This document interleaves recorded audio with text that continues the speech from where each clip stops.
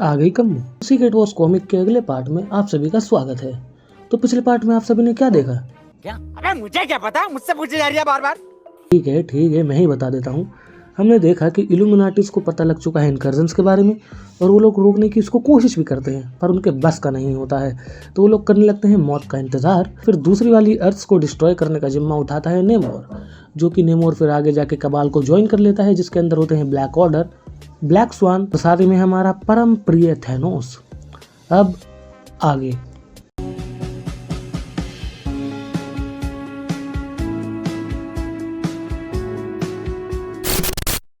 इस एपिसोड की शुरुआत होती है लाइटवेरिया से, जहां हम देखते हैं नेमोर डॉक्टर डूम के साथ खाना खा रहा है और नेमोर डॉक्टर डूम के सामने प्रस्ताव पेश करता है कि अगर उसे इन इनकर्जन्स को रोकना है तो उसे नेमोर का कबाल ज्वाइन कर लेना चाहिए।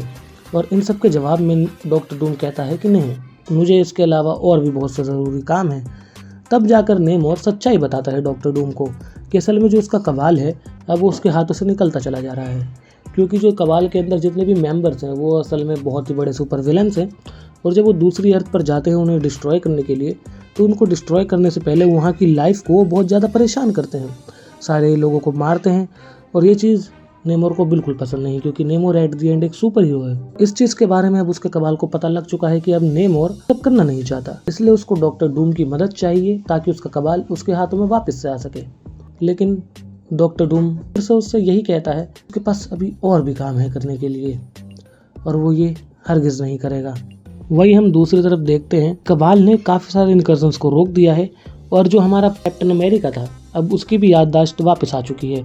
और अब वो शील्ड में एक पूरी टीम बना करके इल्यूमिनाटीज को पकड़ने के लिए निकल जाता है, क्योंकि उसके हिसाब से इल्यूमिनाटीज इंसानियत के एक दुश्मन है।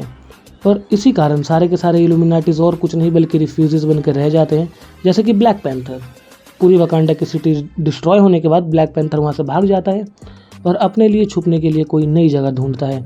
जहाँ बात करी जाए टोनी स्टार्क की, तो वो एक बहुत ही बेहतरीन सा आर्मर बनाता है कबाल से लड़ने के लिए और उनसे फाइट भी करता है, लेकिन एट द एंड कबाल उनको हरा देते हैं और उसको अपना कैदी बना लेते हैं। जहाँ बात करी जाए रीड रिचर्ड्स, हल्क और बाकी सारे इल्यूमिनाटीज भी छुपते फिर रहे हैं शील्ड के डर से। लेकिन यहाँ पर दूसरी चीज़ें भी हुई हैं, जैसे कि इनकर्जन्स को रोकने के लिए मल्टीवर्सल एवेंजर बने हैं, जिसमें थॉर, ओडिनसन, हाइपीरियन, स्टार ब्रांड जैसे कॉस्मिक हीरोज हैं, जिनका काम है इनकर्जन्स के जड़ को ढूंढना और उनको रोकना। और उनको इसी वजह से पता चलता है एक संगठन है ब्लैक प्रीस्ट के नाम से, और उनको इनकर्जन्स के बारे में बहुत कुछ पता है। तो पूरी की पूरी मल्टीवर्सल एवेंजर की टीम निकल जाती है उन ब्लैक प्रीस्ट से बात करने के लिए, लेकिन वहाँ जाते के साथ ही ब्लैक प्रीस्ट के मेंबर्स मल्टीवर्सल एवेंजर्स के ऊपर हमला कर देते हैं। अब जिसका जवाब देते हुए मल्टीवर्सल एवेंजर्स भी हमले का जवाब देते हैं, लेकिन वो देखते हैं कि मल्टीवर्सल एवेंजर्स के ऊपर भी इस चीज़ का असर ही नहीं हो रहा है। और ये सब देखते के साथ ही थॉर अपनी पूरी ताकत इकट्ठा करता और एक ज़बरदस्त लाइटनिंग अटैक करता है। तभी सारे के सारे ब्लैक प्रीस्ट वहाँ से साइड हो जाते हैं, क्योंकि उनका लीडर आ रहा होता है। उनका लीडर आगे आता है और वो अपना मास्क उतारता है। तब हमें पता लगता है कि उनका लीडर बल्कि और कोई नहीं, वो है डॉक्टर स्टीफन स्ट्रेंज। और डॉक्टर स्ट्रेंज को देखते के साथ ही थॉर उससे पूछता है कि तुम यहाँ क्या कर रहे हो, और क्या तुम्हें पता भी है तुम्हारे साथ इल्यूमिनाटीज के साथ अर्थ पे क्या हो रहा है? तो डॉक्टर स्ट्रेंज कहता है, हाँ थॉर, मुझे अच्छे से पता है, और मेरा ब्लैक प्रीस्ट को ज्वाइन करने के पीछे भी एक मकसद है, क्योंकि वो पता लगाना चाहता है कि इनकर्जन्स की वजह क्या है। और इतना टाइम जो उसने इस चीज़ में दिया है, अब उसको पता लग चुका है कि इनकर्जन्स की वजह क्या है। वो है असल में राबू मलाल और आइवरी किंग्स के बीच की जंग। इसी वजह से इनकर्जन्स हो रहे हैं, और अगर उन्हें इनकर्जन्स को रोकना है तो उन्हें किसी एक साइड को हराना पड़ेगा।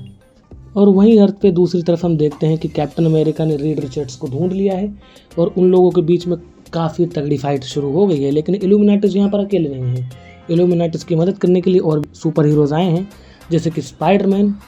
और अब इन लोगों के बीच में बहुत भयानक सी जंग शुरू हो गई है, जहाँ एट दी एंड शील्ड के लोगों को कैद कर लेता है हमारा रीड रिचर्ड्स, क्योंकि शील्ड वाले हार चुके हैं। और फिर हम यहाँ पर देखते हैं कि रीड रिचर्ड्स कैप्टन अमेरिका को बताता है कि काफ़ी टाइम से इनकर्जन्स नहीं हुए हैं और उनकी वजह थे कबाल।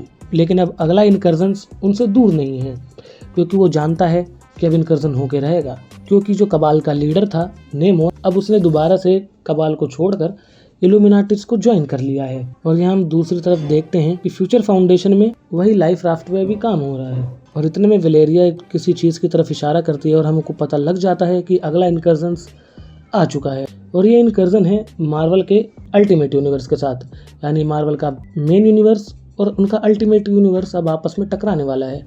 अब जिस कारण सारे के सारे सुपर हीरोज आपस में फाइट करने लगते हैं, यानी अल्टीमेट यूनिवर्स के सुपर हीरोज और मेन यूनिवर्स के सुपर हीरोज। लेकिन रीड रिचर्ड्स का वहाँ अलग ही प्लान था। लाइफ राफ्ट के ऊपर अभी काम कर रहा होता है ताकि वो इस इनकर्जन से दूर निकल जाए और अपनी पूरी फैमिली और कुछ चुनिंदा सुपर हीरोज को भी बचा सके। जहाँ हम देखते हैं कि सारे सुपर हीरोज का अपना अलग अलग प्लान होता है, ठीक वैसे ही साइक्लॉप्स जो अपनी एक्समैन की टीम को छोड़कर पता लगा लेता है कि पास में एक फिनिक्स फोर्स का एग है और उसके पास वो जाता है और उसे एब्जॉर्ब कर लेता है, जिस कारण उसके अंदर आ जाती है फिनिक्स फोर्स की पावर। और जैसे ही उन पावर्स का इस्तेमाल करने लग जाता है, ठीक तभी रीड रिचर्ड्स उसे टेलीपोर्ट कर लेता है अपनी शिप में, और साथ ही में वो कुछ और सुपर हीरोज को भी टेलीपोर्ट करता है, जिसमें से होते हैं थॉर, स्पाइडरमैन, कैप्टन मार्वल और भी कुछ सुपर हीरोज। तभी वो अपनी लाइफ राफ्ट लेकर निकल पड़ता है। लेकिन यहाँ पर भी सब कुछ ठीक नहीं होता। उनकी लाइफ राफ्ट उस इनकर्जन के ग्रेविटेशनल पुल में फंस जाती है, जिस कारण लाइफ के अंदर एक बहुत ही बड़ा धमाका होता है और उसके पीछे का हिस्सा टूट जाता है, जिसके अंदर मौजूद थे सूजन स्टॉर्म और उसके बच्चे।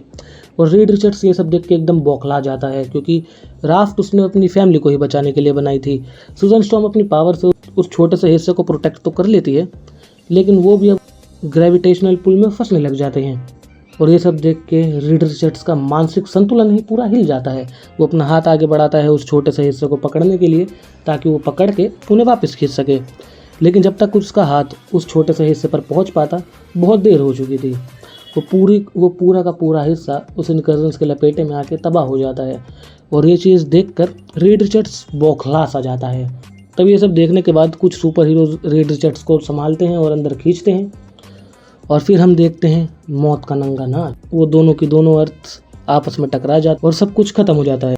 असल में ये सब कुछ खत्म यहाँ पर हुआ नहीं है, बल्कि ये तो हमारी कहानी की शुरुआत है। तो ये था हमारे सीक्रेट वॉर्स कॉमिक का दूसरा पार्ट। अगर तुमने ये देख लिया है तो चैनल को सब्सक्राइब करो और वीडियो को लाइक करना मत भूलना यार, बहुत मेहनत लगती है, लाइक कर दो। और अब इसका तीसरा पार्ट हम जल्दी से अपलोड करेंगे। हाँ, मैं मानता हूँ दूसरे पार्ट में थोड़ी सी देरी हो गई थी, लेकिन तीसरा पार्ट मैं वादा करता हूँ मैं जल्दी लेकर आऊँगा चैनल पर। तो अब मिलता हूँ अपनी किसी ब्रांड न्यू वीडियो के अंदर, तब तक के लिए पीस आउट।